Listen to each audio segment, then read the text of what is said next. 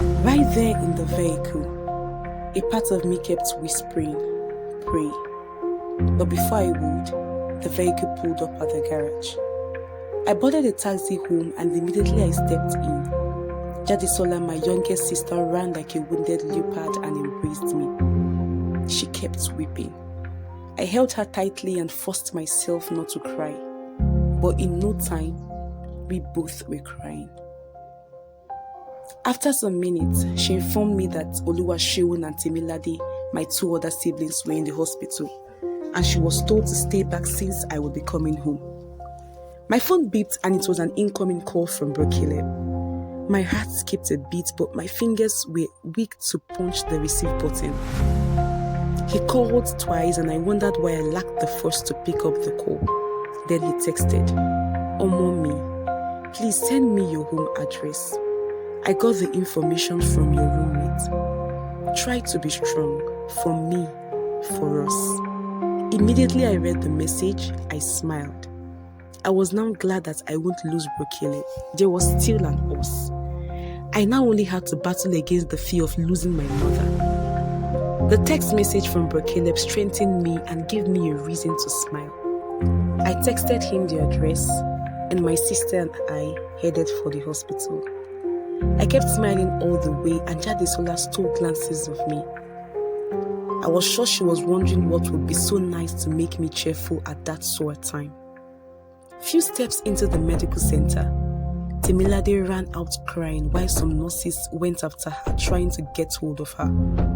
She fell to the floor and kept rolling all over, screaming and saying, "No, it's not possible." Jadesola ran into the medical center, but I stood still, peering into nothing. She ran out of the medical center again. Two women were running after her. She was coming towards me, screaming, and all I could hear was dead. I went unconscious.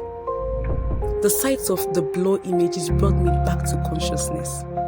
It was then clear to me that my mother was dead. I drew out the syringe in my left hand, not minding the blood dripping out, and I began to run. I was running nowhere in particular, and some nurses were after me, but my legs received a surprising strength.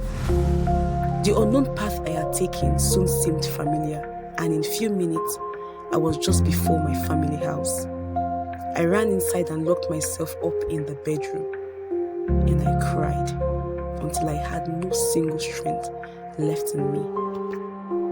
Neighbors, friends, church members, and even those I could call enemies all came around. It was a painful death. A woman healthy and hearty, stabbed by a man who called himself her husband. I cried. If tears could bring back my mother, she should be back.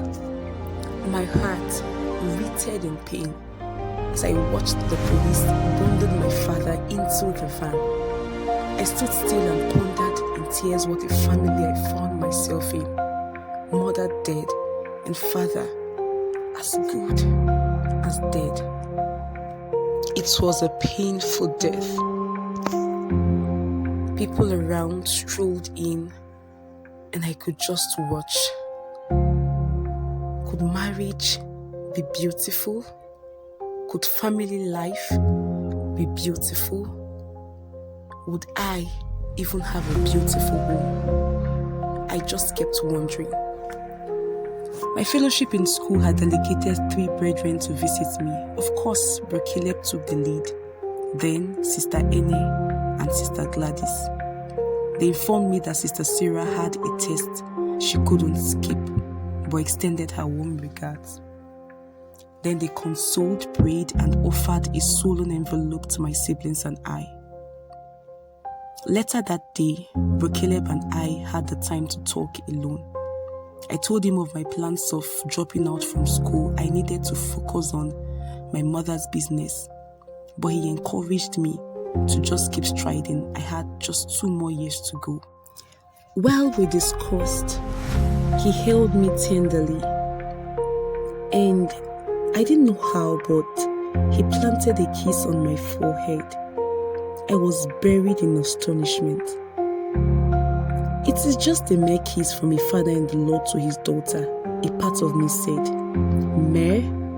Since when did a kiss become mere? Another part tried to say, but I guess emotions were short in the latter part. Well, maybe I should say this is where the story begins. One misty Saturday evening, I rippled a pen over the scribbles I just made. The thoughts of the past flashed across.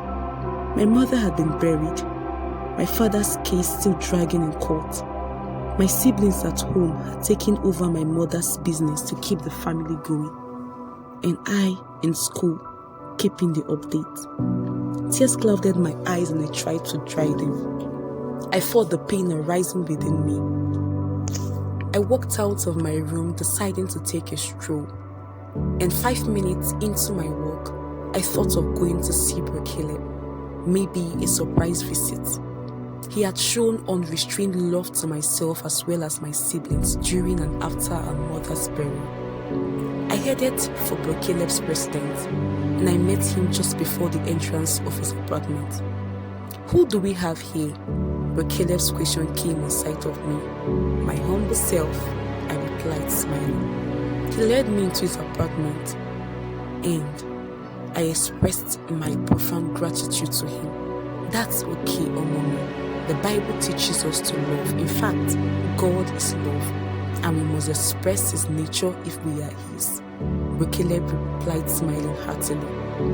I tried to tell him about the pain in my heart over my mom's death. My heart aches at dawn, and how I realized I can't reach her in this world. Tears began to pour out uncontrollably from my eyes, and I kept sniffing. Bro Caleb walked up to me and sat just beside me on the sofa. "It's well, you'll be fine," he said, gently placing my head on his shoulder and patting my back to console me. I thought I should feel consoled in those arms, but I felt awkward.